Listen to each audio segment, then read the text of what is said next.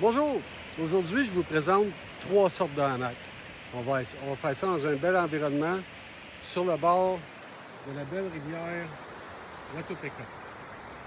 J'ai apporté 3 sortes de hamacs que je vais vous montrer comment on installe, puis on va comparer le temps, comparer les avantages et les inconvénients de chacun dans un petit tableau à la fin. J'espère que ça va être instructif, ça va vous intéresser. Premièrement, on a en premier lieu, je vais vous montrer la grosseur de tout ça. Comparé à une bouteille Nalgene. Tout le monde connaît les bouteilles Nalgene ou presque, là.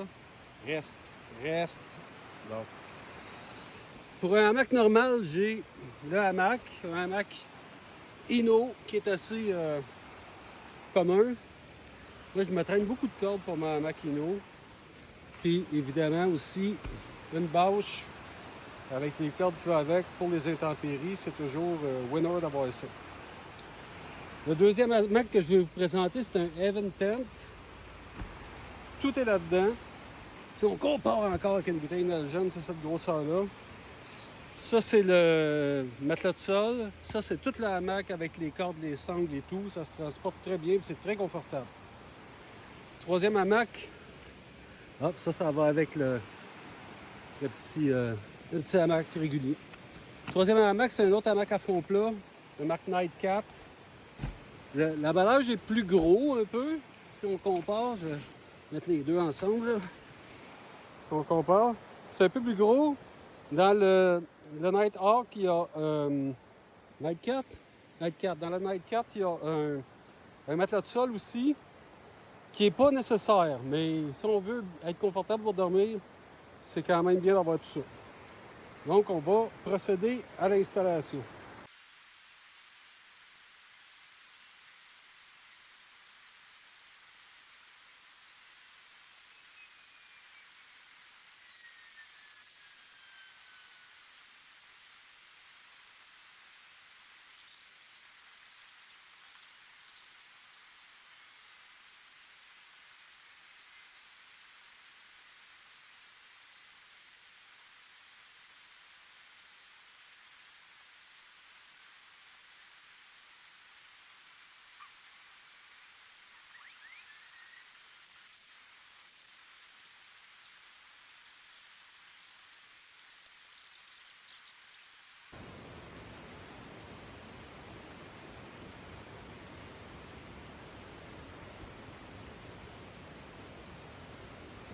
Top chrono, 15 minutes, 16 secondes.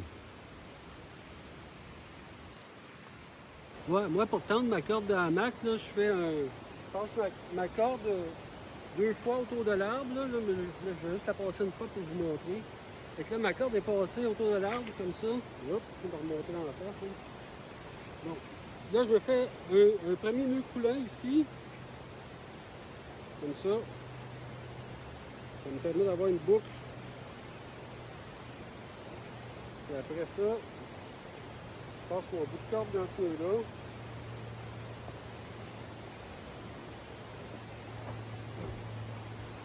Là, ça me permet de mettre la tension, là, comme c'est pas possible.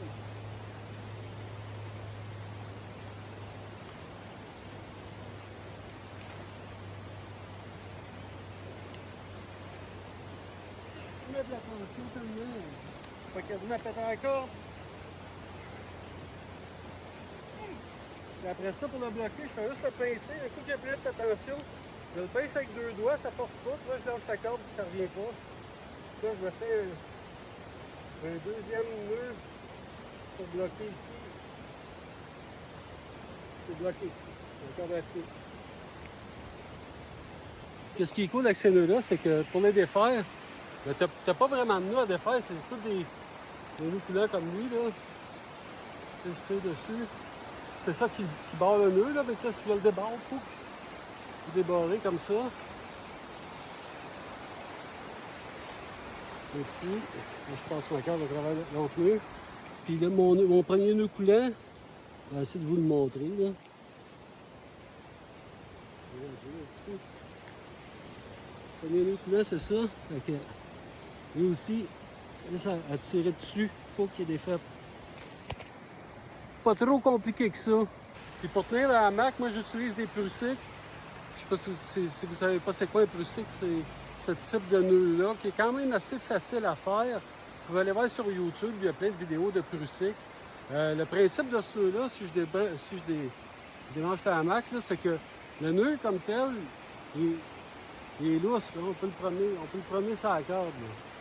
D'un bord ou de l'autre, on peut le promener sur la corde. Et si on tire fort et rapidement, voyez, là, je me tiens, je touche quasiment au sol, là. Fait que ça glisse pas pantoute. Écoute, tu as fini de tirer, tu enlèves la pression, puis là, tu peux, là, tu fais juste le dérouler un petit peu, puis là, tu peux le replacer. Ça, moi, ben, ça me permet de, quand j'attache mon hamac avec le prussique, je vais tout faire en même temps. J'ai rattaché la hamac. Après ça, on va bien. Ben là, pour tendre la hamac, ben, tu as juste à tirer sur ta corde, comme ça. Puis là, il est barré tout seul. Une fois qu'il y a de la tension, il est barré. Ça reste comme ça. Ça reste comme ça toute la nuit. Il n'y a pas de danger.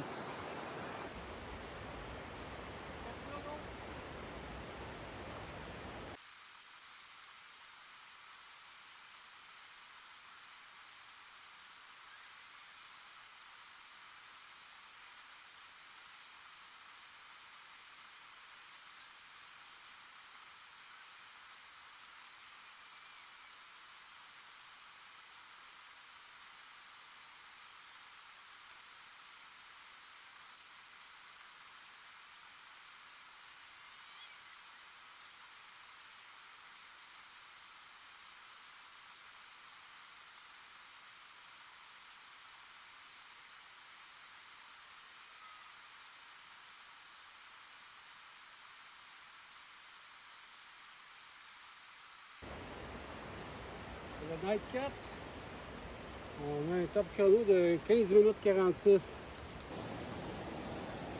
Top chrono.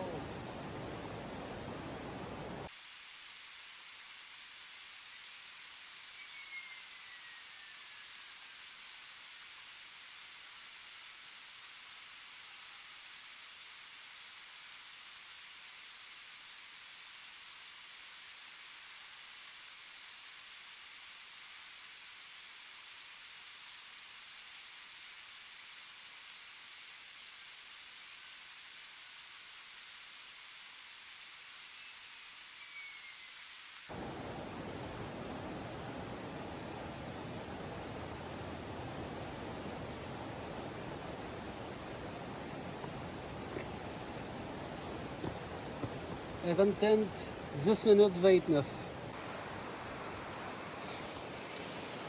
Bon, ben maintenant que les trois hamacs sont montés, on va comparer la fonctionnalité de chacun. Bon, maintenant, qu'est-ce qui est bien et moins bien avec le hamac ENO, un hamac régulier. Moi, j'ai acheté évidemment le base qui va par-dessus parce qu'en camping, si on part en moto-camping, par exemple, plusieurs jours, on ne peut jamais être certain de la météo. Donc, ça rallonge un petit peu plus le temps d'installation, mais au moins, tu n'es pas mouillé, c'est déjà ça.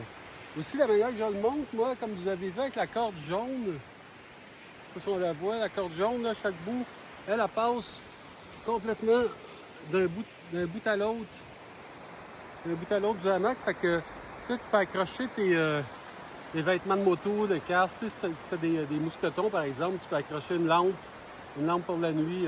Après l'affaire, laisser sécher ton linge là-dessus aussi, ça c'est bien.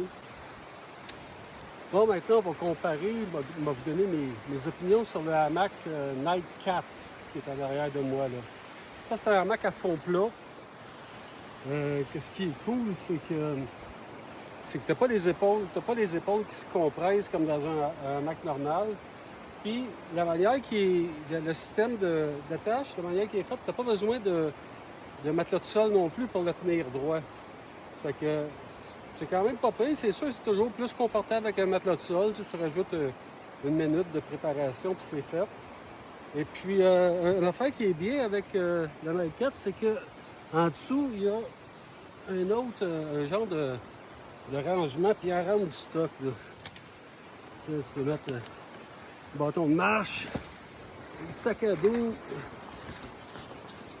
Un sac à dos. Tu peux mettre, si tu veux pas avoir ton sleeping bag, tu mets ton petit sleeping bag là-dedans. La laisse du chien, ben oui. La bouteille d'eau. Mais par contre, à l'intérieur, il n'y a presque pas de rangement. En fait, il n'y en a pas. Il y a un petit crochet ici que tu peux accrocher une lampe. Puis c'est à peu près tout. Il y a un autre crochet à l'autre bout. Il y a des poignées pour te retenir de chaque côté pour t'aider à te lever ou à ressortir. Puis un gros point négatif que j'aime pas, c'est l'entrée. Parce que, imagine qu'il pleut, là, il faut que tu sortes. C'est faux. C'est sûr que quand tu lèves ça, ben, tu sais, faut que tu le lèves pour sortir, il faut que tu le dézippes. Fait que s'il pleut par en haut, ben, il y a de l'eau qui rentre dans ta tente. Ça, c'est moins le fun comme système de bâche, à mon avis. Sinon, le coucher dedans, c'est très confortable, c'est droit, il n'y a pas de tension. Ça bouge un petit peu dans ce sens-là, comme ça. Pas comme, ça balance pas, mais quand tu bouges, ça bouge un peu comme ça, mais les sangles là, de chaque côté, les sangles de chaque côté la retiennent. Ils disent que ça prend un arbre, des sangles, on les attache à un arbre qui a au moins 30 cm. Plus qu'il est gros, plus que c'est stable, j'ai l'impression. Donc ça, c'est pour le Nightcat. L'autre chose que je veux dire sur le Nightcat, c'est que l'entrée est seulement sur une côté. Sur un côté, comme là, on est sur le bord de la rivière, mais quand je suis dans le hamac, là, je peux avoir aucune vue sur la rivière parce qu'il n'y a pas de zip ce côté-là. Tu peux avoir seulement une entrée puis une vue sur un bord. Mais bon, c'est ça. OK, maintenant, je vais parler du Heaven Tent. Le Heaven Tent, je l'utilise régulièrement depuis à peu près 5 ans. J'ai jamais eu de problème avec. C'est très bon matériau, c'est très solide, c'est très fiable. Je l'ai payé... Dans le temps, je l'ai acheté, là, c'était sur... c'est un Kickstarter édition, là. Il était beaucoup moins cher. Là. Maintenant, c'est le double du prix. C'est rendu vraiment très, très cher, ce produit-là. Mais... je vous avouerai que j'ai jamais pogné une chambre d'hôtel aussi confortable que le Heaven Tent. Bon, ses avantages, bien lui, il vient, quand je l'ai monté, là, j'aurais pu commencer par tendre la bâche qui est sur le dessus. Ça m'est déjà arrivé une fois, dans une bonne grosse tempête de pluie, que j'ai installé mon hamac, j'ai étendu la bâche par-dessus, puis après ça, tu peux travailler en dessous sans te faire mouiller dessus. Tu peux rentrer ton stock de moto en dessous de la bâche, avant même d'avoir fini de monter le reste en bas. Fait que ça, c'est un gros plus aussi. Là, quand il pleut, ça fait une bonne différence. Ben, c'est sûr que les autres, on peut installer une bâche en plus par-dessus avant de travailler, mais lui, il l'a déjà inclus. Bon. Sinon, pour le rangement. Le rangement, il y a un petit peu de rangement à chaque bout. Tasser le moustiquaire. À chaque bout, il y a des poches. C'est pas mal la même chose de chaque côté. Des poches que tu peux mettre quand même pas mal de stock. Il y a la corde là ici, la sling, qui fait partie du hamac. Il y a ça aussi, je peux mettre mes vêtements de moto dessus, mon casque, accrocher le casque, là, des trucs comme ça va bien. Comme là, j'ai accroché ma pompe, c'est la pompe marque Flextail, là, une pompe qui fait aussi une lampe de nuit. La pompe pour le matelas de sol.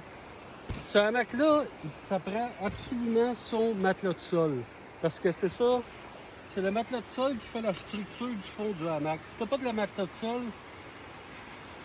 ça marche pas vraiment. Ça fait un peu comme un hamac régulier, mais encore, je te dirais, en moins bon. Par contre, ce hamac-là, bon, là, tu peux t'appeler après la sling. Lui, il est confortable. Là. Ça, c'est confortable. Ça, c'est extrêmement confortable. C'est mon chien qui va embarquer. Non, tu vas péter le truc. Lui, ce hamac-là, il y a vraiment un petit mouvement de balancier. C'est pas dans ce sens-là. Là. C'est un petit mouvement de balancier, puis j'adore ce petit mouvement-là. C'est super reposant, super relaxant. Je sais pas si on le voit. Je repousse un petit peu. Quand il vente, c'est encore plus intéressant. Là. Un petit mouvement de balancier, puis il n'y a aucune chance qu'il renverse parce qu'il est tenu par le haut. C'est un peu le système comme un pont suspendu, là, c'est tenu par le haut. Puis quand tu mets du poids en bois, ben Ça ne peut pas remonter par en haut, le poids est en bas. Bon. Fait que ça, pour renverser, ça ne renverse pas. Il y a une ouverture des deux côtés. Chaque côté a son ouverture. Ça, c'est cool. Les deux ouvertures sont de gauche à droite, par contre.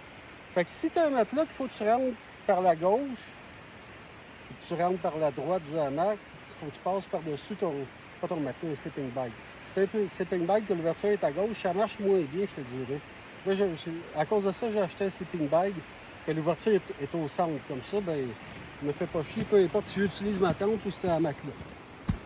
Ça, c'est pour ça hamac-là. Puis aussi, le rangement, ben, c'est pas du rangement, mais c'est la même chose que l'autre. Tu peux mettre des trucs en dessous quand il pleut, ça pleuvra jamais en dessous du hamac. Le event tent, si tu prends des branches, tu sais, au lieu de l'attacher après un arbre, là, si tu prends des branches ou des bâtons de marche, tu sais, tu peux le mettre à terre. C'est un hamac qui est à fond plat. Fait que si tu mets tout ça à terre, tu mets une branche pour tenir ça en haut avec une corde, là, juste pour faire un petit peu de tension. Tu peux le mettre à terre, ce hamac-là. Le Nightcat aussi, j'ai l'impression, mais t'es mieux de ne pas mettre de stock en dessous, parce que tu vas te ramasser avec ta scie et ton sac à dos dans le dos. Puis à partir de là, ça va te faire un petit peu moins de place, mais il y a un petit peu de place autour, là. Je pense que c'est quand même pas si mal. Et puis ben, c'est ça. Je vais vous faire un comparatif sur un petit tableau avec les prix approximatifs, puis différents critères. Puis on fait un résumé rendu à la maison. Bon, go!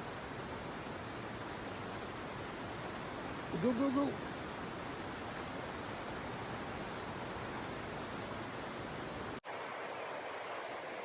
Oui, c'est vrai qu'en hamac, ça prend 2 arbres idéalement, là, ou avec un hamac à fond plat, toujours moyen de le mettre à terre. Mais comparé à une tente, là, tu n'as jamais le dos sur une roche ou sur une branche, c'est jamais humide. C'est tout le super confortable. Puis regardez le terrain ici, là. Il n'y a aucune place où tu peux être confortable avec une tente à terre. Autant avec un hamac, tu peux être direct sur le bord de l'eau, bien confortable. Bon, c'est maintenant l'heure de mon tableau comparatif de mes 3 hamacs que j'ai utilisés dans cette vidéo-là. Le Hainaut, le Nightcat et le Event Tent. Et j'ai aussi rajouté la tente 2 places parce que oui, je l'utilise encore quand que je voyage avec ma copine. Parce que c'est sûr que le gros point négatif d'à peu près toutes les hamacs, c'est qu'il y a une place. Bon, il existe des hamacs genre triangulaires où que tu peux accrocher à 3 arbres, là, mais là, on essaye de rester dans un contexte motocamping où ce qu'on voyage léger. C'est la même chose que les tentes. Hein. Les tentes, là, j'ai compris une tente à 2 places, là, 1 ou 2 places. Il y a des tentes beaucoup plus grosses, comme les Lone Rider, par exemple, là, qui ont un vestibule que tu peux rentrer ta moto à l'intérieur si tu veux. Mais là, ça augmente le volume, ça augmente le prix aussi. Mais là, on compare des choses qui se ressemblent. Donc, vous allez voir, pour chaque catégorie, il y a un chiffre en rouge qui est le grand perdant de la catégorie, puis un chiffre en vert qui est le grand gagnant de la catégorie. Il faut faire attention, des fois, il y en a qui sont ex aequo comme perdants ou ex aequo comme gagnants aussi. Là. Comme ici, on a les 5 gagnants puis un grand perdant. Et puis les highlights de ce tableau-là, là, je vais vous laisser le mettre sur pause après pour regarder si ça vous tente, puis peut-être mettre même vos propres caractéristiques. Là. Mais pour le confort, c'est le Event Tent qui gagne haut la main. J'ai mis 10 plus, là. Je peux le répéter encore, là, mais c'est vraiment extrêmement confortable, là, ce type de hamac-là. Puis aussi, il y a des grands perdants, comme pour la faisabilité ici. Si tu n'as pas 2 arbres, là, un hamac conventionnel, là, même si tu le mets à terre, ben, si tu le mets à terre, ça peut peut-être te protéger un petit peu de l'humidité du sol, là, mais je dirais que c'est un gros zéro. J'aurais pu mettre un, là, mais en tout cas, ça va rester le perdant de la catégorie pareil. Puis, il est aussi perdant, le hamac conventionnel, pour la position de sommeil. Là. Si tu veux dormir sur le côté ou sur le ventre dans un hamac conventionnel, je vais vous dire, ça prend des drôles d'articulation où il faut être masochiste. Mais en tout cas, pour moi, ça ne fonctionne pas. Je peux dormir sur le dos seulement dans un hamac conventionnel. Et puis, maintenant, si on regarde la finale là, de toutes les caractéristiques, ben, on voit que le hamac conventionnel, il remporte 7 fois le perdant de la catégorie, puis 2 fois le gagnant. Ensuite, on a la tente conventionnelle à 2 places qui a 5 fois perdant et 4 fois gagnant. En 3e position, il y a le Nightcat qui est 1 fois perdant et 5 fois gagnant, mais comme je vous ai dit tantôt, là, 5 fois gagnant, comme ici, tu vois, c'est ex aequo avec la tente. Ici, c'est ex aequo avec la tente puis le Event 10. Il faut quand même faire attention. Ça ne veut pas dire qu'il est complètement. Ben, en tout cas, c'est ça le score, c'est le même que je l'ai scoré. Puis le grand gagnant, ben, c'est le Event 10 avec 2 points faibles, 2 perdants et 8 gagnants. Puis parmi les 2 perdants, ben, il y a le prix. Tu sais, ça ne change rien au confort, à la fonctionnalité, à la facilité de montage. Là, c'est le prix. Ça fait que si tu es prêt, si ton budget te le permet, moi, je te le conseille beaucoup. Si tu aimes mieux aller dans quelque chose de moins cher, ben, tu peux avoir aussi des affaires très bien. Donc, c'est ça pour mon petit tableau comparatif. Prenez le temps de regarder ça en me mettant sur pause, puis amusez-vous. Sinon, je reviens pour la conclusion. Bon, ben alors, ça conclut comme ça. J'espère que vous avez aimé mon petit vidéo comparatif sur les 3 hamacs que j'ai déjà utilisés. Je ne suis pas un expert en hamac, ni en camping, ni en tente. C'est juste que les gens, quand ils me voient camper avec ce type de hamac-là, surtout les hamacs à fond plat, ils me posent des questions. Fait que j'espère que ça a répondu à quelques-unes de vos questions. Je vais faire une démonstration de mes 3 hamacs dans un atelier moto-camping qui va avoir lieu le 11 juillet à Windsor. Pour s'inscrire, c'est 20$, ça inclut une nuit de camping pour 20$, c'est vraiment pas cher. C'est organisé par le groupe ADV Moto Estrie. Vous pouvez aller voir ça sur Facebook, ADV Moto Estrie. On est un groupe de gars qui fait de la moto-aventure, moto-camping aussi. Ça fait que on essaie de tout le temps avoir quelque chose de bien efficace, puis bien petit, puis pas pesant. Puis c'est ça. Je vous remercie de votre écoute. Si vous avez des questions, écrivez-moi, ça va me faire plaisir de vous répondre. Si vous avez des commentaires négatifs, on va dire que ça va être des commentaires constructifs. OK? Good. À la prochaine.